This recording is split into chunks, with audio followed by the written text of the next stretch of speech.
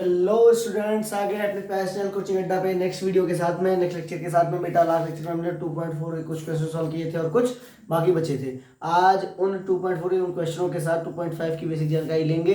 ठीक है बेटा, स्टार्ट करते हैं। जो पहला क्वेश्चन में कह रहा है के का मान याद कीजिए जब x minus one P x का है गुणज है। पी एक्स की वैल्यूज हमारी चार क्वेश्चन है, चार पार्ट है इसमें बेटा। क्वेश्चन नंबर फोर्थ में, तो क्वेश्चन नंबर क्या कहते हैं किसमें, क्वेश्चन नंबर थर्ड में है ना बेटा। सेकंड तक लगवा चुका था 2.3 के साथ, क्योंकि वो एक्सरसाइज छोटी थी।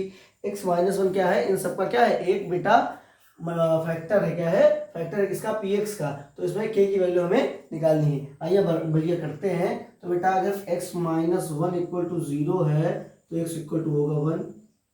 अच्छा ये हम मान लें p1 बराबर जीरो। क्या मान लें, p1 बराबर जीरो।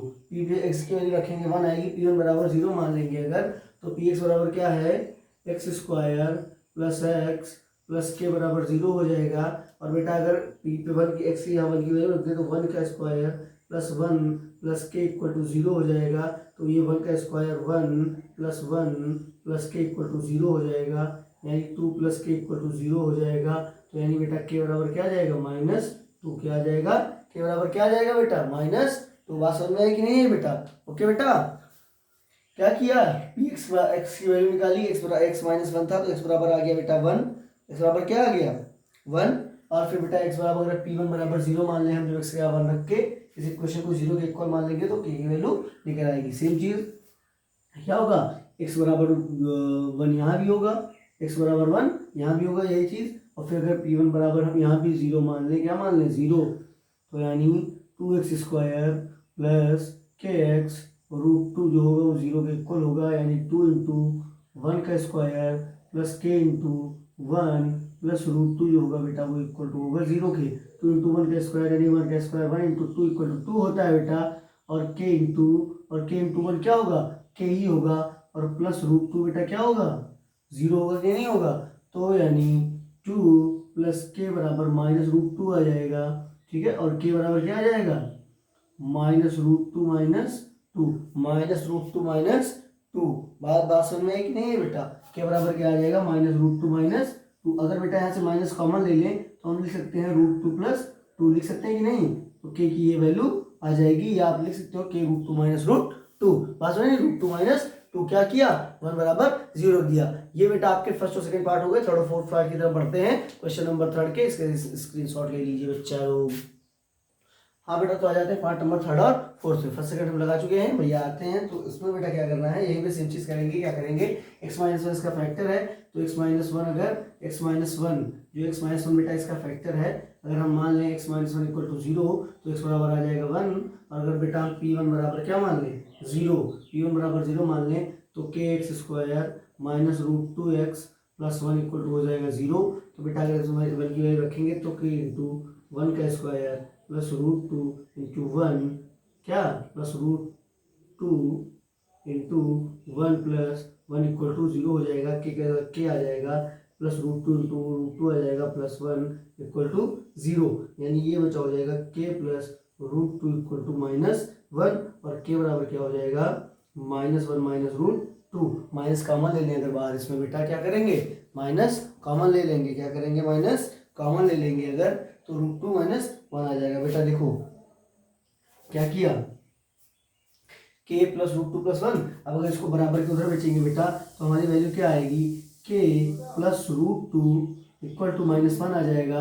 अगर के इक्वल टू रूट टू को भी उधर देंगे तो माइनस वन और माइनस रूट टू आ जाएगा। और बेटा अगर इसमें से माइनस कॉमन ले लेंगे तो क्या आ जाएगा, रूट टू प्लस वन, और ये हो जाएगा हमारा answer. Is that clear. Okay. और बेटा अब इसी में सेम चीज, अगर यहाँ भी एक्स बराबर वन रखें तो बेटा पी वन इक्वल टू हो जाएगा जीरो। अगर मान लें तो हो जाएगा K X square minus three X plus K equal to zero हो जाएगा। अगर वैल्यू रखें तो के इंटू वन का square minus three into one plus K equal to zero. ये हो जाएगा K minus three plus K equal to zero. ये हो जाएगा two K minus three equal to zero, minus three equal to ये हो जाएगा बेटा टू के इक्वल टू क्या हो जाएगा, टू के इक्वल टू माइनस थ्री हो जाएगा प्लस थ्री हो जाएगा। के इक्वल टू क्या हो जाएगा, इधर मल्टीप्लाई में हो जाएगा, डिवाइड में हो जाएगा। इधर मल्टीप्लाई में हो जाएगा बेटा, किस में हो जाएगा, डिवाइड में हो जाएगा कि नहीं हो जाएगा। साइन कन्वर्जन होता है नहीं ना, इक्वल टू के इधर साइन कन्वर्जन हो जाता है। क्या करेंगे, क्या किया, देखो के 8 हो जाएगा, दोनों पॉजिटिव है तो ये हो जाएगा 2k इक्वल टू ये 3 उधर जाएगा, अगर यहाँ पे -3 मान लें तो इक्वल टू 0 हो जाएगा। अब 2k अगर यहाँ रोक लें और 3 को 3 पॉजिटिव आ जाएगा कि नहीं हो जाएगा, 3 पॉजिटिव हो जाएगा। और बेटा फिर अगर k को हम क्या करें, अगर इस k को इधर रोक लें तो 3/2 हो जाएगा कि नहीं, तो उधर जाके उसको डिवाइड कर देगा, ये हमारा बेटा ऐसे हो जाएगा। इसी के साथ बेटा क्वेश्चन नंबर 3 के चारों पार्ट खत्म हो गए हैं। आते हैं क्वेश्चन नंबर 4 की तरफ, इसका स्क्रीनशॉट ले लीजिए बेटा। हाँ बेटा, तो आ जाते हैं क्वेश्चन नंबर 4 पे। इसमें कह रहा है बेटा फाइंड द फैक्टर मतलब गुणनखंड ज्ञात कीजिए। ठीक है, ये हमें बहुपद एक पॉलिनोमियल दे दिया है, इसके हमें क्या फैक्टर निकालने मतलब गुणनखंड ज्ञात करना है। बेटा आइए करते हैं, थोड़ा क्वेश्चन आपके लिए टफ होने वाला है। ठीक है, ये बेटा क्या होने वाला है, टफ होने वाला है। ठीक है, इसलिए देखना पड़ेगा। इसमें से 2 क्वेश्चन मैं आपको बताऊंगा, और क्योंकि ये क्वेश्चन इंपॉर्टेंट है, क्लास 9 में सेम क्वेश्चन आपको क्लास 10 में मिलेगा, इसलिए 2 आपके लिए होमवर्क रहेंगे। अगर आप नहीं कर पाते हैं तो आंसर कमेंट करिएगा, मतलब कमेंट करिएगा, मैं आपको नेक्स्ट वीडियो में मिलूंगा उसके साथ में। तो बेटा है 2x - 7x + 1। ठीक है, 2x² + 7x। तो बेटा p + q ये होता है, जो बीच की वैल्यू होती है -+q होती है p + q, और जो आउटर वैल्यू होती है बेटा वो होती है p × q। क्या होती है, p × q या pq कह सकते हो, क्या होती है pq। ठीक, a × b मान लो, a + b मान लो, या a b मान लो, कुछ भी मान लो। ठीक है, हम pq मान रहे हैं, वैसे नहीं कोई फेवर ले सकते हो। तो p + q क्या -7 मान लो। ठीक, और p × q क्या है 2 × 1 2 है कि नहीं है।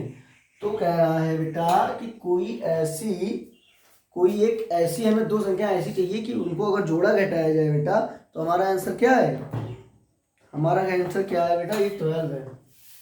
क्या है भाई, तुम्हें कह रहा हूँ 12 है, 12 है, 12 है। क्या है बेटा, अगर ये जोड़ा घटाया जाए तो कितना है 7, अगर क्या कहते हैं उनको मल्टीप्लाई किया जाए तो कितना आ जाए 12 आ जाए, कितना आ जाए 12 आ जाए। ठीक है, तो बेटा है हमारे पास नंबर, चलिए इनको फैक्टराइज करके देखते हैं। हम लिख सकते हैं 12x² - 4x - 3x + 1। 4 3 12 और 4 ये हो गया ना, बात समझ में आई कि नहीं है बेटा। ओके, तो अब बेटा यहाँ तक तो ये बात समझ में आपको आ गई कि कॉमन ये क्या कहते हैं, क्या करना है, तोड़ना है इसको, क्या करना है, तोड़ना है। बीच की डिजिट को हमेशा जो बीच वाला ये होगा x का वो वाला, इसको ऐसे तोड़ना है बेटा। ठीक है, स्क्वायर में जब भी आपके पास स्क्वायर हो कि मल्टीप्लाई करने पे आपको वो p + q p × q की वैल्यू मिले, और जोड़ने घटाने पे p + q की वैल्यू मिले। बात समझ में आएगी नहीं है, यही चीज इस क्वेश्चन में ज्यादा इंपॉर्टेंट है। फिर उससे भी ज्यादा इंपॉर्टेंट चीज अब नेक्स्ट बात आते हैं, और इसमें से कॉमन लेना होगा, समांतर लेना होगा। क्या लेगा होगा, समांतर। तो बताओ यहाँ से हम क्या कॉमन ले सकते हैं, क्या कॉमन ले सकते हैं। देखो बेटा, अगर हम यहाँ से 4x कॉमन ले लें, क्या ले लें 4x, तो हमारे पास बचेगा 3x - 1। क्या लेगा 3x - 1 बचेगा कि नहीं बचेगा, 3x - 1 क्या होगा 3x - 1। देखो इस बेटा 4x को अंदर भेजोगे तो 4 3 12x² हो जाएगा, -4x को 1 भेजोगे तो 4x - 1 हो जाएगा। बात समझ में कि नहीं तो इतने का आंसर मेरे पास आ गया। अब बचा ये नेक्स्ट, इसमें से अगर बेटा -1 कॉमन ले लें, क्या ले लें -1, तो देखो ये 3x से -1 अगर मल्टीप्लाई करेगा तो -3x बना देगा, और बेटा इस -1 से अगर -1 मल्टीप्लाई करेगा तो +1 बना देगा। क्या बना देगा, +1। तो बेटा अब इसके आगे क्या करना है, अब देखो ये जो 2 ब्रैकेट है बेटा, कौन से, देखो पहले इनका कॉमन ले लिया, इतने से कॉमन निकाल लिया, फिर इतने से कॉमन निकाल लिया। अब ये जो 2 ब्रैकेट हैं, ये और ये, इनका एक पेयर बन जाएगा, जो नेक्स्ट बाहर बची होगी डिजिट उसका एक पेयर बन जाएगा। तो एक पेयर हमारे पास मिल जाएगा 3x - 1, और दूसरा पेयर मिल जाएगा बेटा 4x - 1।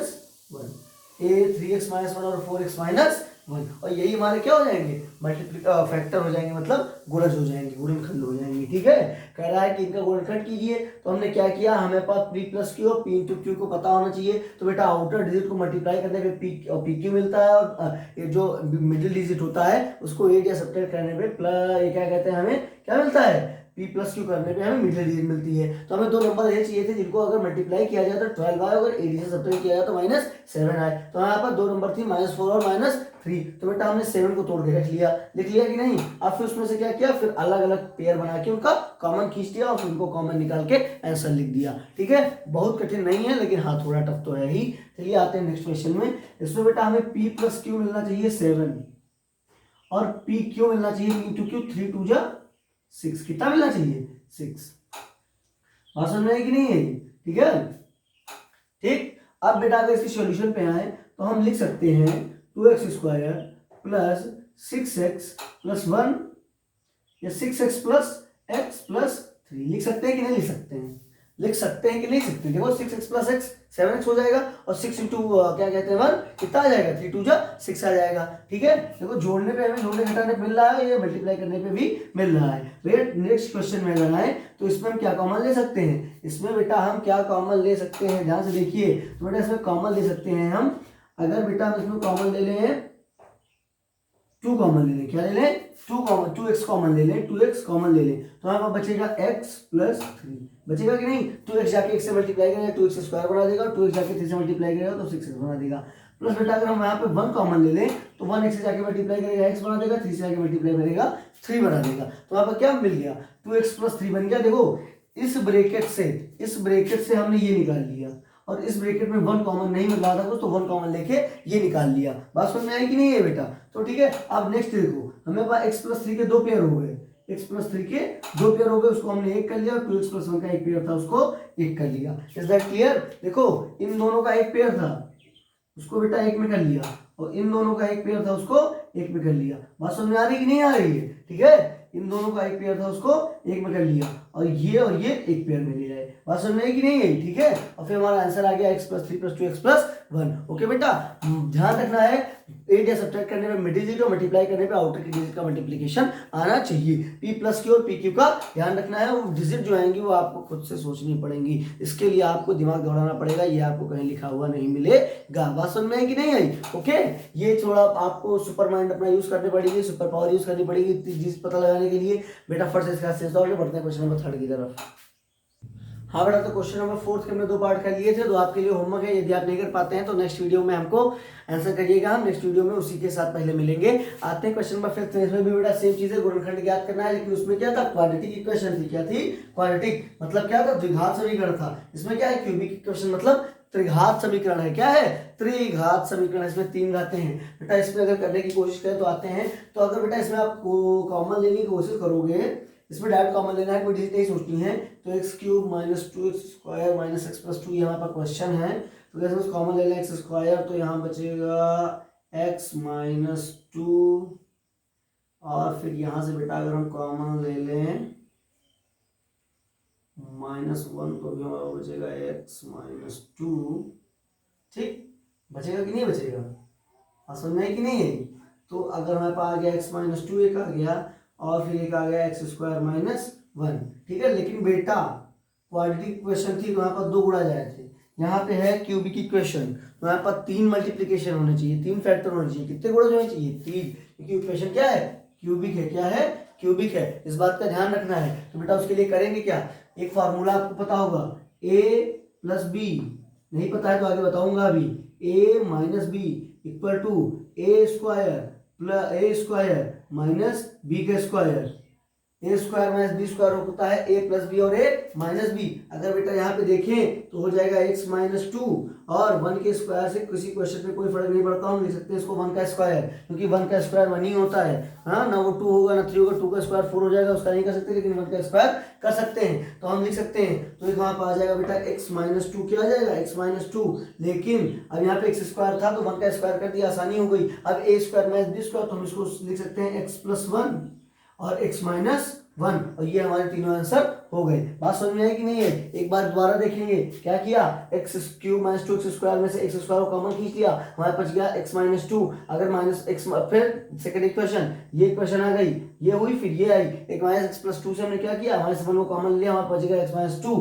फिर ठीक है, फिर अब क्या किया, x माइनस 2 का एक पेयर बना लिया x स्क्वायर माइनस 1 का, फिर फॉर्मूला लगा दिया a plus B minus B equal to A square minus B square. क्या किया, 1 का स्क्वायर कर दिया, क्योंकि x स्क्वायर में ऑलरेडी था। ठीक है, अगर x स्क्वायर ना होता तो करने में दिक्कत होती। ओके बेटा, ये हो गया क्वेश्चन नंबर 5। फिर क्या किया, इसको अलग अलग कर लिया, a plus B minus B के रूप में तोड़ के x माइनस 2 x प्लस 1 और x माइनस 1, ये मेरे पास 3 फैक्टर आ गए। बेटा आते हैं क्वेश्चन नंबर 2 पे। क्वेश्चन नंबर 2 पे बेटा, क्वेश्चन नंबर 2 जो हमारा है वो कह रहा है x cube minus 3x square minus 9x minus 5। क्या है, x cube minus 3x square minus 9x, तो हम क्या लिख सकते हैं इसको बेटा, क्या लिख सकते हैं इसको, क्या लिख सकते हैं इसको, क्या लिख सकते हैं बताइए, क्या लिख सकते हैं इसको? हम लिख सकते हैं एक्स क्यूब माइनस, क्या लिख सकते हैं बेटा ध्यान से देखना, एक्स क्यूब, क्या लिख सकते हैं इसको? इसको लिख सकते हैं हम x cube minus 5x² minus plus 2x।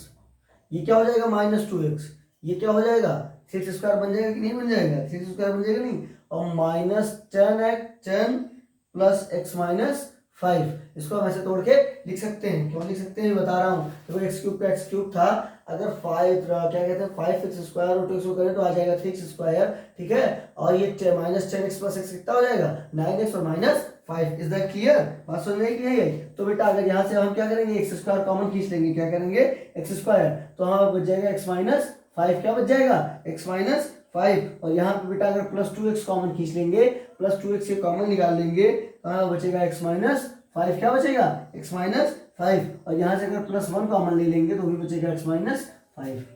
पहले इतने से लिया, फिर इतने से लिया, और फिर इतने से ले लिया। बात समझ में आई कि नहीं है बेटा? आप क्या करेंगे, हमारे पास 3 इक्वेशन मिल गई क्या, x² प्लस 2x प्लस 1, ये आ गया बाहर का एक ब्रैकेट में, x माइनस 5 हमारे पास एक ब्रैकेट में। बात समझ में आई कि नहीं आई? 2 खाने मिल गए। बात समझ में आई कि नहीं आई? ठीक है, ठीक। अब हमें पता है a² plus 2ab plus b², a² plus 2ab plus b² लिखा हुआ है, ठीक है ना, तो किसका फॉर्मूला होता है a plus B whole square का, a plus B whole square का ना, तो हम लिख सकते हैं x प्लस 1 का होल स्क्वायर और x माइनस 5 लिख सकते हैं कि नहीं, क्योंकि a² plus 2 into 1 into B, क्योंकि b हमारा 1 है तो 2x ही आएगा, प्लस b का स्क्वायर 1 है, 1 का स्क्वायर 1 ही आएगा, तो हम क्या लिख सकते हैं, अब इसको हम क्या लिख सकते हैं बेटा, हमें पता है x प्लस 1 को 2 बार लिख सकते हैं कि नहीं, स्क्वायर दो बार लिख देंगे, ठीक है, 2 बार मल्टीप्लाई कर देंगे, हमारे पास इक्वेशन क्या आ जाएगी, हमारे पास जो फैक्टर होंगे वो आ जाएंगे बेटा x प्लस 1 और x माइनस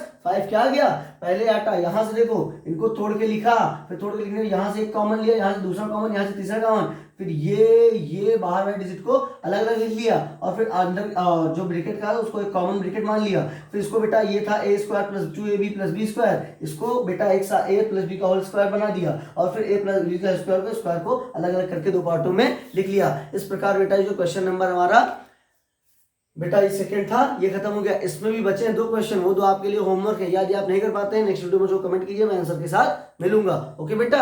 और बेटा इसके साथ चलिए बढ़ते हैं, इसका स्क्रीनशॉट ले लेंगे, फिर आपको मैं थोड़ी सब क्या है थोड़े फॉर्मूलाज 2.5 से रिलेटेड लिखाई दे रहा हूँ, नेक्स्ट फॉर्मूलाज बेटा थोड़े आज लिखा दूंगा, थोड़े एक्सरसाइज शुरू करने से स्टार्टिंग से पहले जो आपको बिल्कुल याद करने पड़ेंगे, उनके बिना 2.5 एक्सरसाइज नहीं लगेगी, प्रश्नावली 2.5 उनके बिना नहीं लग सकती, और आपकी आगे की पढ़ाई भी उनके बिना नहीं हो सकती। क्लास 10 11 12 बीएससी एमएससी आप जो भी करना चाहते हो कंपटीशन में सभी फॉर्मूलों का यूज होने वाला है, तो बेटा इसका स्क्रीनशॉट ले लो। हाँ बेटा, तो हमारे पास कम से कम चैप्टर 2.5 से पहले फॉर्मूलाज है रिलेटेड टू प्रश्नावली 2.5 एक्सरसाइज 2.5 से रिलेटेड फॉर्मूलाज हैं, तो कम से कम 10 से 12 फॉर्मूला है, 4 मैं आज आपको बता रहा हूँ, बाकी जो 5-6 बचेंगे वो मैं एक्सरसाइज स्टार्ट करने से पहले नेक्स्ट वीडियो में बता के फिर एक्सरसाइज स्टार्ट करूंगा, ठीक है।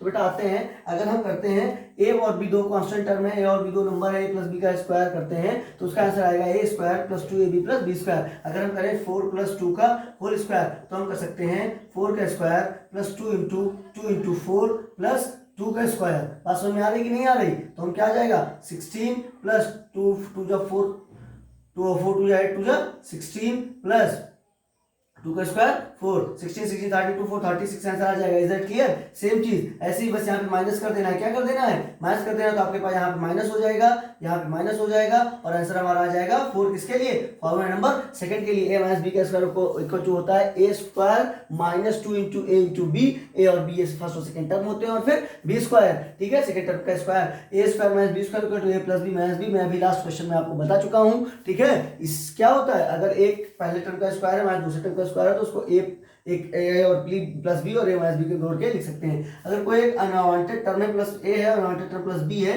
हम लिख सकते हैं x का स्क्वायर जो पहला होगा प्लस a प्लस b जो कांस्टेंट टर्म होगा उनको ऐड कर लेंगे, इंटू x कर देंगे जो हमारा टर्म होगा, प्लस a इंटू b उनका प्रोडक्ट कर देंगे। ये बेटा कुछ इंपॉर्टेंट फॉर्मूलाज थे जिनका आपको स्क्रीनशॉट लेना है, इनको बेटा आपको याद करना पड़ेगा। ये आपके साथ high school, first year, inter, कोई भी कंपटीशन सब में काम आने वाले हैं। और फिर अगले रिलेटेड में मिलते हैं अगले एक्सरसाइज में। ऑल द बेस्ट, नई चीजों के साथ में ऑल द बेस्ट।